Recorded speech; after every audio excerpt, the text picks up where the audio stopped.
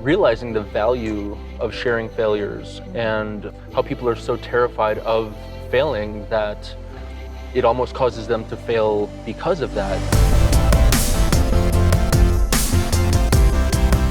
That people really, really, really respect the amount of strength that it takes to be open and honest and vulnerable, because that's something where people's egos squirm so badly, you know, wanting to make themselves look important or successful or valuable. You know, to have the strength to just kind of sit in that place and bury yourself gets a ton of respect. It might be one of those things that because I'm in this now, I'm noticing more, but it seems that throughout art, music, people are starting to celebrate realness. All right, ladies and gentlemen, welcome back to another edition of the Life to the Max podcast with your host, Evan DeMarco, and this is, again, clearly not Janna Breslin, although somehow I must have done something right in my life because I am constantly surrounded by some of the most beautiful people in the world. Thank you. So I am super excited again to have Chady Dunmore back in the house. We are here. No, thank you. You and I have a long history, which we're going to get into well after this. Yep. One of the things that brought us together tonight, though, is we are both going to be standing up on stage talking about some of our biggest mistakes in an event called Fuck Up Nights. Oh boy. The real fuck up and the worst part of this story, I didn't tell my wife. Yeah.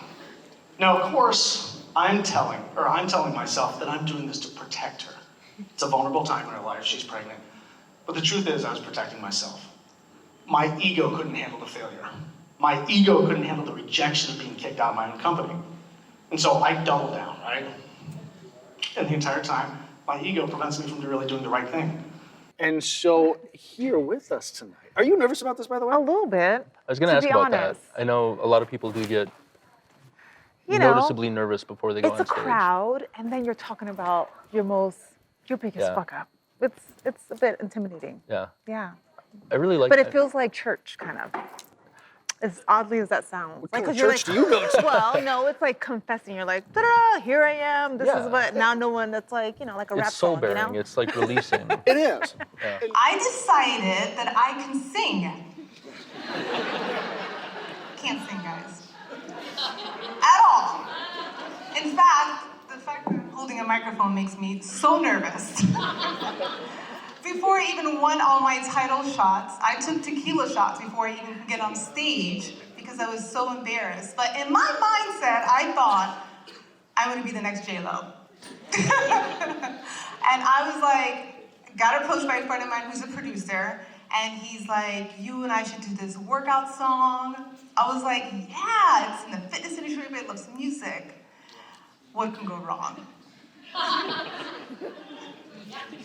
Yeah, guys. It is. Yeah. And so kind of the MC, the host, the originator, the proprietor, I don't even know what we're going to call you, but Micah Kearns. I am the chapter founder and organizer of Fuck Up Nights Sacramento. Cool. Awesome. And what does that mean? So Fuck Up Nights is a global speaker series that started in 2012 in Mexico City. When 5 friends were sitting around drinking mezcal on the roof of a building, wondering why people love talking about their success stories so much and never talk about their failure stories. And they really, you know, in their discussion, they started really realizing the value of sharing failures and how people are so terrified of failing that it almost causes them to fail because of that, you know.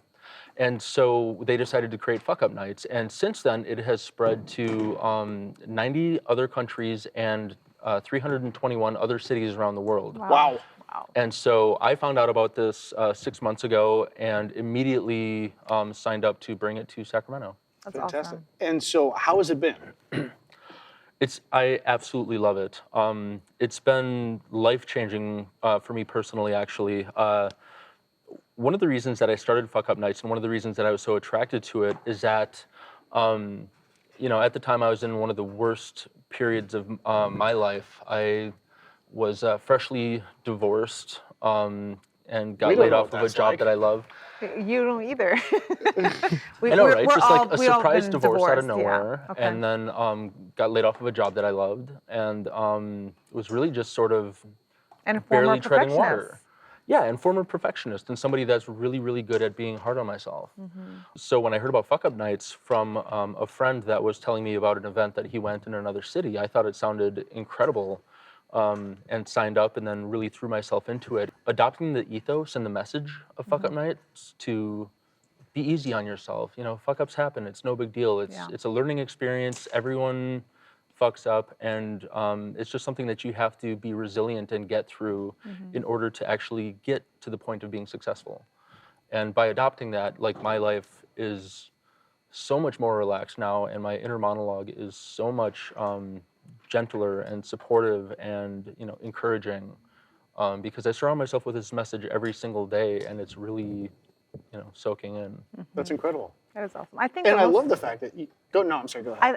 I would say probably one of the most successful people have you have to have a lot of fuck ups in order to get to a certain level.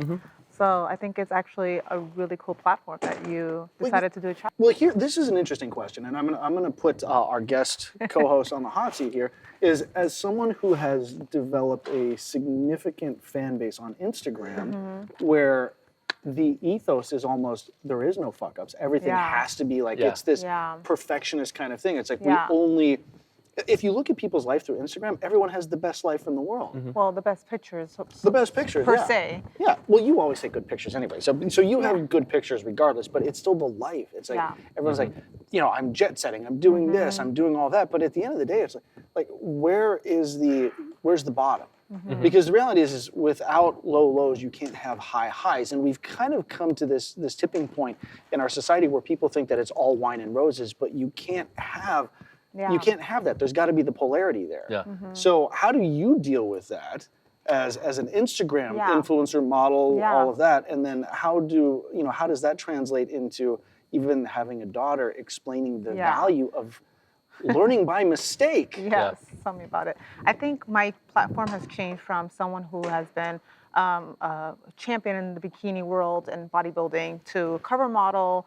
They're seeing all these accolades and titles. And most recently, in the last 3 years, I've been talking about, been more transparent about just the lows of going into those lows. And I think that my following changed from not the people looking at the perfect pictures and the great workouts and the physique, that they're actually inspired by me being transparent about my fuck ups.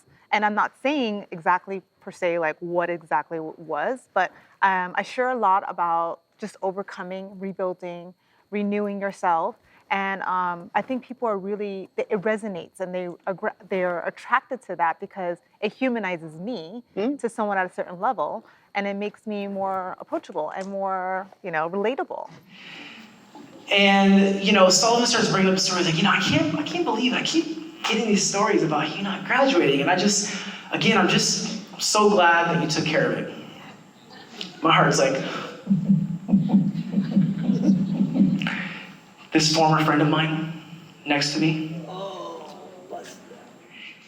he didn't take care of that. He still doesn't have his diploma or his GED.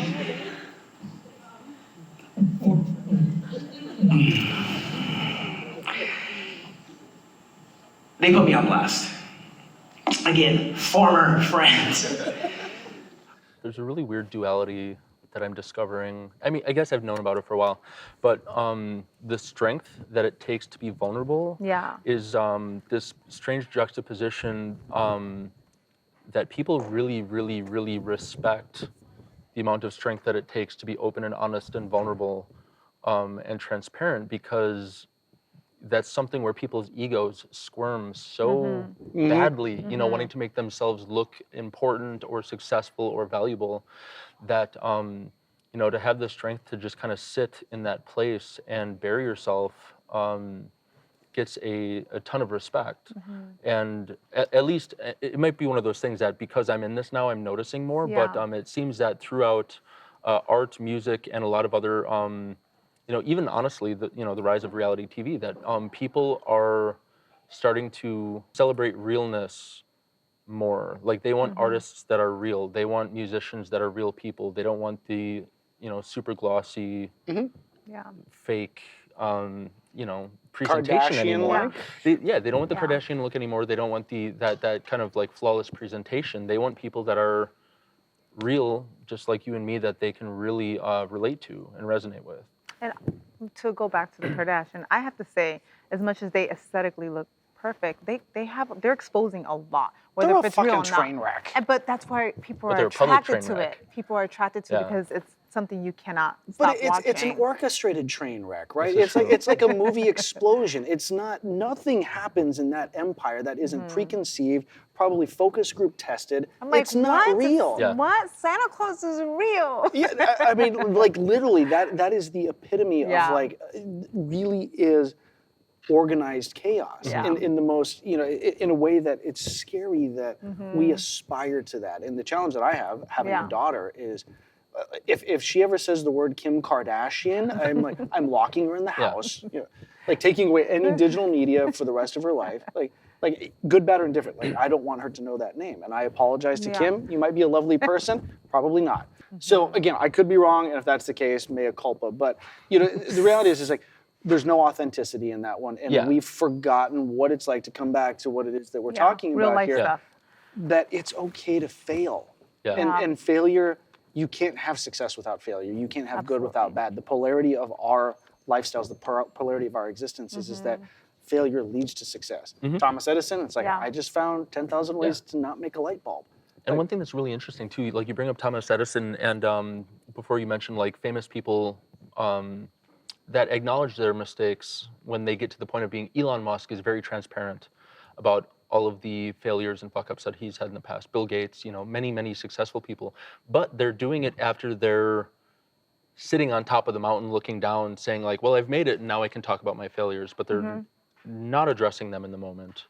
Is that something Fuck Up Nights hopes to change?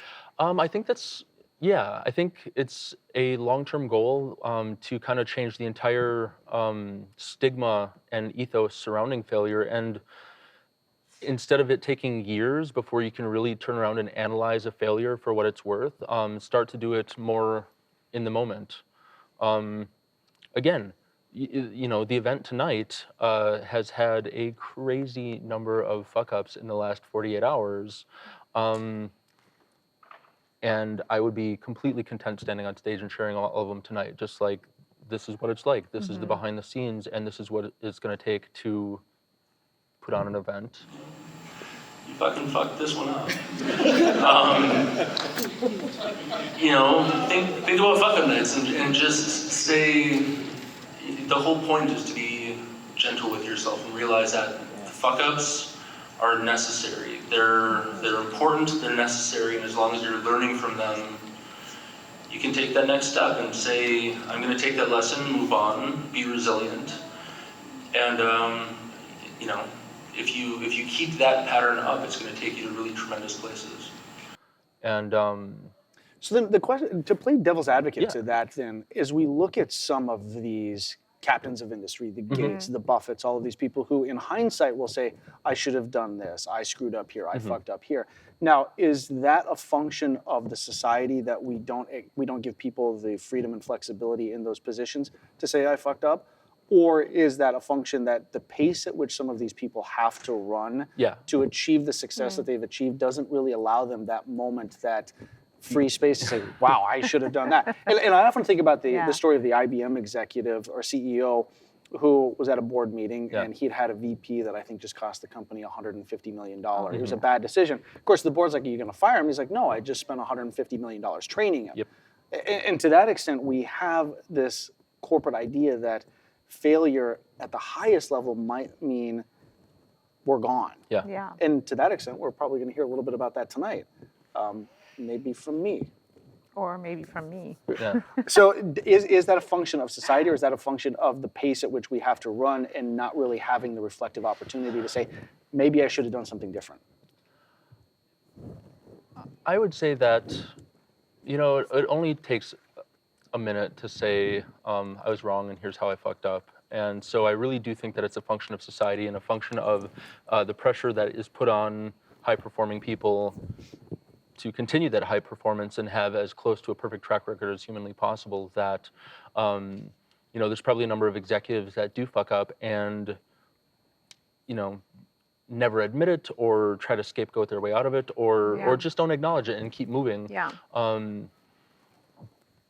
Because I think that whole stigma surrounding it, where that failure tarnishes your record and it becomes this black mark on your record, really is a function of society, and maybe not even society, but just like human nature in general, where you always want to make yourself look like the most alpha, the most viable person. Which, I mean, to that extent, if we look at cultural anthropology, that's exactly what it is. Exactly. Which all comes back to everybody's just trying to get laid.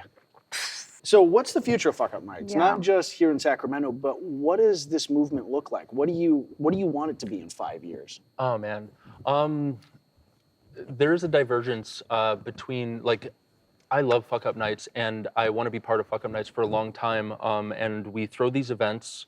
I see in 5 years we probably have events also happening in Elk Grove and Roseville, Rockland. Also doing a lot more private events where we go into large corporations and throw a Fuck Up Nights just for their employees, and maybe even handpicking executives from their staff to share stories and really have this like team building exercise, and the amount of transparency and respect that they can get for their executive staff. It's a really valuable thing to kind of try changing the culture of your company that way.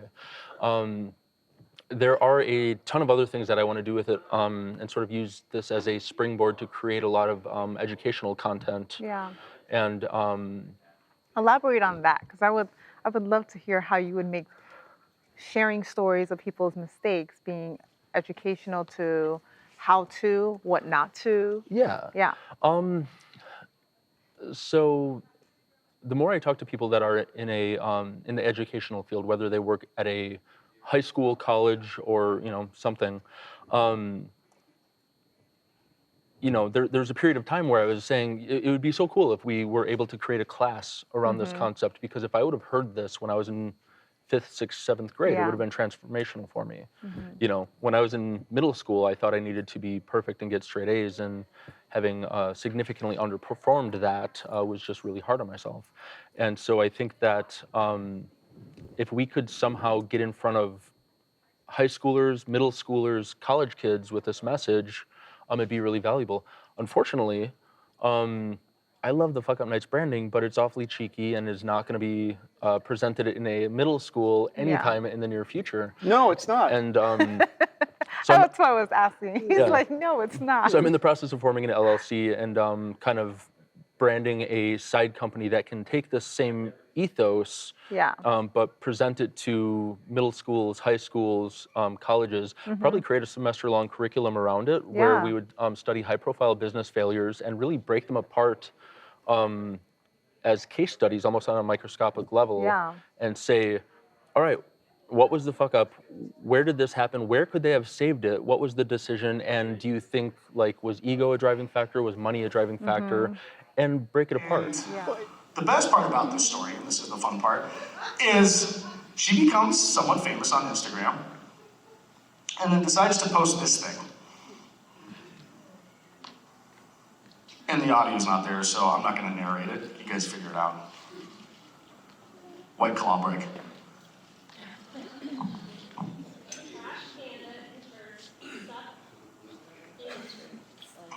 Can I hire you for marketing, by the way?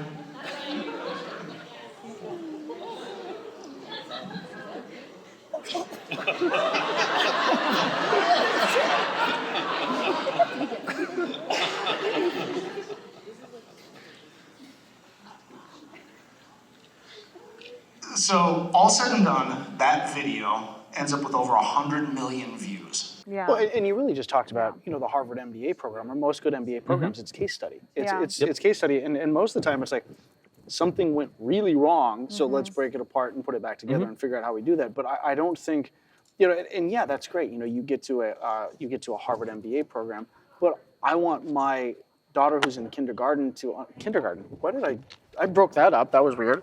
I just fucked that up. Well, if you think about it, it's using like a platform like the Books for Dummies.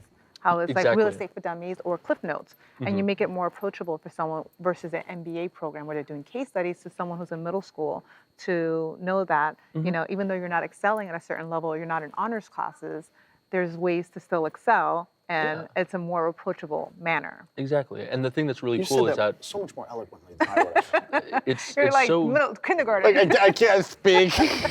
it's so easy to like take the scope and scale of what we're talking about and Yeah. dial it down for young kids Yeah. up to people in Harvard MBAs. Yeah. So, you know, if you're in Harvard MBA, you're going to be dissecting why Kodak went under when it did, or Crystal Pepsi, or Pan Am, or whatever.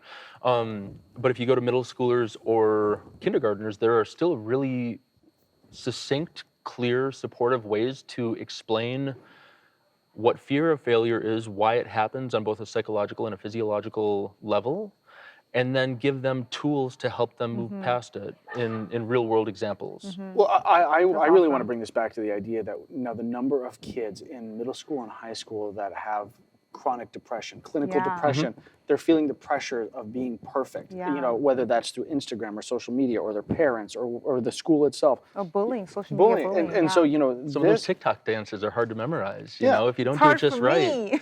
you don't get the numbers, and exactly, you know, it's it's a weird kind of pressure. Yeah. It is a weird kind of pressure, but we've got these pressures right now. So Yeah. these kids are now afraid of failure. Yep. And, you know, like, I don't know, I think back as an athlete, and it's like failure was how you succeeded. Yep. You know, I mean, if you're If you muscle fall down- building, exactly. you're supposed to lift to the point of failure. Yeah. Yeah. It's fall down Yeah. 10 times, get up 11. Yep. And we've forgotten how to do that. And so I love what it is that you're doing here. And whatever we can do to support an initiative that would help kids, you know, understand this message that Yeah. failure is okay. You know, failure by its definition, maybe it needs to be changed, right? It's like, it's learning, it's education. And You know, one of it the does need a definition change. Sarah Blakely, who's one of my inspirations, and she's created Spanx. She said that her father used to come to the dinner table all the time and ask all the kids, and they all had one by one to say, what did they fail at today? And they had to fail at something each day, and they had to discuss it out loud. And she said that was one of the best advice and, you know, teaching component that her dad taught her. I like That's that. pretty cool. And Yeah. that's amazing. And it led to Spanx. And it was like, and it led to Spanx and then some. I mean, she's doing tons of leggings, and Yeah. then she's changing the world. But yeah, I mean, I think that the fact that she was able to, everyone on the table was able to speak on that, and they had to take turns and think about, what did I fail at today? And so when you're, it's a natural thing to do. I think it really sets the ground for you to just keep going and not to be feeling rejected. I mean, me going into being athletic, I feel like it honestly was the stepping stone for me excelling in the bodybuilding world or modeling, because it's so subjective. And so everyone looks amazing. And I didn't care if I lost, but I trained my best. And even now, it's still subjective. It's all like how you. Life is subjective. It is. I think It there really needs to is. be And a kind of a major dichotomy shift around it. And if you think about schooling specifically, like, failing is failing. Failing's the worst. You know, if you fail a test, if you fail a class, failure is terrible and should be avoided at all costs. Yeah.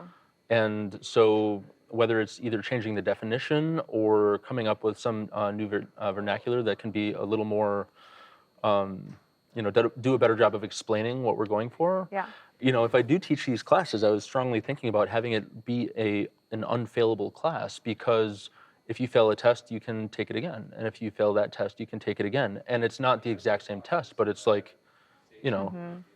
And so really, failure is a lack of effort and quitting. You can only fail if you quit. Good point. And Yeah. so structuring the class like that, I think, would be a gigantic change that might be needed across other educational systems as well. But just saying quitting is the only failure. Otherwise, it's just learning steps. If you fail a Yeah. test, you still probably got 50% of the answers right, and the next time you get 60, and the next time you get 70. You should implement, have you taken that test called StrengthsFinders? Oh my God, so long ago. Yeah. I never heard of it until David told me about it, but What's it called? StrengthsFinders. StrengthsFinders. And you just take a test and you find out what your strengths are. And a lot of companies use it to find out how they can team up, you know, employees together, and how they should, You're sort of using it like Myers-Briggs or the Yeah, very anagram similar. test, Yeah. personality test like that. Yeah. That's cool. Yeah, I think that stuff's very valuable. You're like 50% of it's writing your name down. I know, right? And I just think that would create such a different type of programming in someone's head, saying that the only true failure is quitting, would be such a different message than we're giving people. And that would be incredibly I love valuable. that. I'm gonna botch it, but it was that that Rocky movie, where he's talking to his son, and it's like it doesn't matter how hard you can hit; it's about how hard you can get hit and keep going, moving forward. Yeah, absolutely. And that's that's what we're not teaching kids is resilience anymore. It's not what we're not teaching people resilience anymore. And it's the, it's just such a coddled society. And so I really appreciate the work that you're doing. Yeah. So how do we, as Life to the Max, how do we support you? How do we get involved with Fuck Up Nights on a local level, on a global level? What's, how do we make this big? How do we lose our PG rating by promoting Fuck Up Nights so big that Does it go to PG-13 or NC-17? I'm not really sure how those work. I want this to go so big that I lose advertisers. I'm going to be the Howard Stern of. You know what? I spent 17 years in design and marketing, and losing advertisers can be a really good thing. Like when you get to that point where you're drilling down into a niche market and you're resonating harder with a smaller amount of people, that's exactly where you want to be. Yeah. I would say that as Fuck Up Nights grows, one thing that we're planning on doing is creating significantly more content. The first 3 events, the first 5.5 months of Fuck Up Nights was just me throwing events, and I was having a great time. But as it grew, I knew that I needed to build a team. So I'm starting to hire and get volunteers. But when it comes to content creation, podcasts, videocasts, YouTube, Instagram, really just any way to generate content to spread this message would be really valuable. And then not only that, but because you have such a large network, if people in the Sacramento area have really good stories of business failure that they'd be sort of comfortable sharing on stage, I would love to have coffee with them and talk it over. See if they'd like to present sometime in the future. Absolutely. And we'll put your information in the show notes so people can get in touch with you. And obviously, follow you guys on social. Their social media page is so great. Yeah. It's so much fun. That's like the best part of my day is doing social media. Yeah, your social media is fantastic. Yeah. It's Fuck Up Nights Sac on Instagram, so check it out. Cool. Yeah. Any other questions? No, I'm just super excited to be doing my first Fuck Up Night presentation. I appreciate you guys being here. Nerve-wracking, but honestly, I'm excited about just to share it because it's something that I've been hiding in my pocket, my back pocket, and a lot of people don't know about it. Yeah. And so some people know about it, but yeah, it's something. They're going too soon. Oh my God, I'm so nervous. No, it'll be awesome. It'll be. It's actually really funny. To me, it is. It's embarrassing, but funny too. I'm learning that it's a great feeling to just like spew or just expose yourself and say like I'm being real. I'm an open book. You want me to expose myself on stage? No. It's an adult program. No. It's just. Is it like, I don't know if we'll get kicked out. No. The camera's back there. All of them are saying no. Yeah. That's not true. They're all saying yes. Well, she's saying yes. The rest of the guys are saying no. But yeah. So no, I really appreciate you guys being part of it. Yeah. And it is tough. It's like I said, I've had speakers be really uncomfortable with the idea of sharing these deeper stories. But it's therapeutic and it's valuable for them and for everyone else too. There's definitely levels to this. So, I mean, who knows? There may be a part 2, part 3, part 4 of me coming in just like, I got something else to tell you guys. It's your therapy now. Like, I'm just going to get on stage. Who wants to hear me? Well, and we're planning on starting workshops and seminars and movie nights, happy hours, community events, really building a Fuck Up Nights community in Sacramento. And we're going to have a lot of opportunities for smaller scale interviews, podcasts, and workshops for that kind of stuff as well. Wonderful. Very cool. Congratulations. Well, thank you so much for hosting this, for inviting us, for being on the Life to the Max show. It's been fantastic. I'm honored. Good. Guys, this has definitely been a little bit of a unique one. Obviously, not just because of the name Fuck Up Nights, and we're probably going to have to, change the rating on this one. We just have tons of bleeps. Lots of bleeps. This would just, you're just bleep.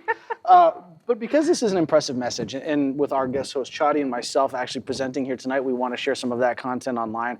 We really want to instill the message that life to the max is not all wine and roses, but there is this dichotomy of we have to fail to get to where we want to go. We have to stumble, we have to fall, and we have to pick ourselves back up. So we really appreciate Micah's message. We really appreciate the Fuck Up Nights platform. And quite frankly, there might be some things behind the scenes here where you might get to see a lot more of this stuff coming at you soon. So thank you again for tuning in. This is a fun one. Make sure to give this 5 stars on Amazon. I was going to say Apple. I can't talk anymore. Yelp. Thank you for yelping Life to the Max on Apple or wherever you get your podcasts. Definitely check this one out on YouTube. We're going to have some great behind the scenes content. Share this one with friends and family, and we will be back with you guys next week. Bye. Awesome.